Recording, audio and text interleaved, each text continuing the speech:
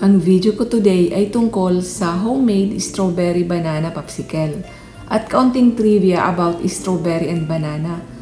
June, July, August kasi ang summer dito kaya dapat may naka-stock sa fridge na pampalamig. Bumili nga pala ako ng 12 pieces silicone popsicle molder online. At meron na siyang kasamang stick, popsicle stick. Also, plastic na maliliit na paglalagyan ng popsicle at panglinis dito sa molder.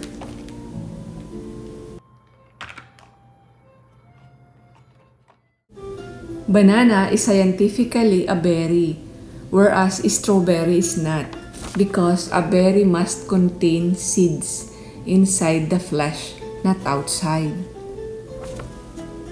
Also, banana is not a tree. It is a large herb. As a tree, the trunk and stem must be made of wood, whereas the bananas are made of fibers. Kaya hindi ito matatawag na tree. The name banana originated from Arabic word banan, meaning finger. Isang sapad o isang piling ng saging. Sa English naman, a hand of banana. Isang buwig ng saging sa English, a bunch of banana. Ayon sa ibang mga pag-aaral, kung ang tao ay allergy sa banana at avocado, chances they are allergic to latex. Sa isang strawberry, humigit kumulang meron itong 200 seeds. At yung dilaw na maliliit, yan ang seeds ng strawberry. Strawberry, tulad ng nabanggit ko, is not a berry. Dahil ang buto nito ay nasa labas. A berry must contain a seed inside the flesh of the fruit. The strawberry seeds are actually individual fruits called akins, katulad ng nasa picture. And they are attached to a fleshy receptacle dun sa laman ng strawberry. And together the seeds and the fleshy receptacle make up a delicious strawberry. Nawindang ako sa information na yun Pero marami akong website na tiningnan at yun ang sinabi. At sinabi pa na strawberry is a collection of many tiny fruits. It is considered an accessory aggregate fruit because they develop from multiple ovaries of a single flower and other parts of the flower. Now, let's move on to strawberry banana popsicle. Homemade na popsicle. Madali lang naman itong gawin. Ilagay sa blender ang strawberry at banana. And then, lagyan mo ng gatas na gusto mo. Dapat yung gatas hindi masyadong marami. Kasi, pag marami, lalabnaw. Mas maganda kung medyo lapot para maligat ang popsicle.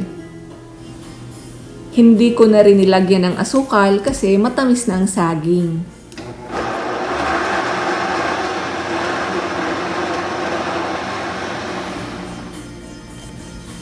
After blending, ilagay na sa molder.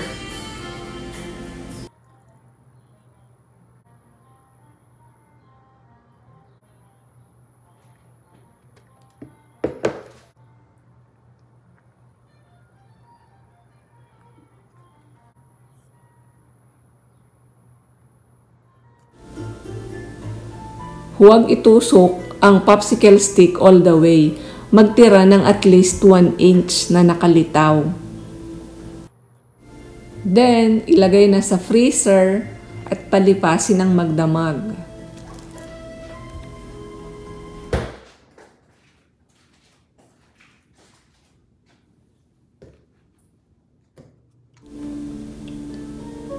Kailangan ko itong ilagay sa tubig o basain ng madali lang para madali ang pag-push.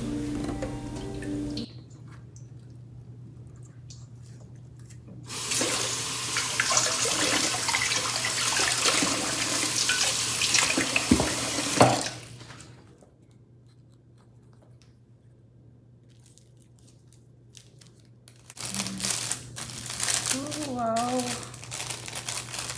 Galing naman. Gagawa din ako ng ibang flavor katulad ng avocado at banana, mangga at buko kasama ang sabaw. Pwede rin ang pinya at saka mangga. Masarap na kombinasyon yun.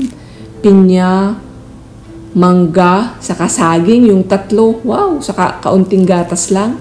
Swak na ang tamis nun. Natural na tamis ang mas kailangan natin para iwas diabetes.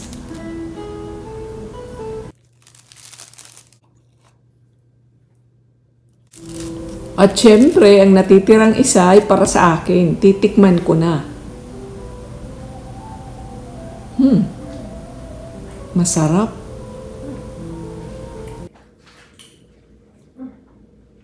Maligat.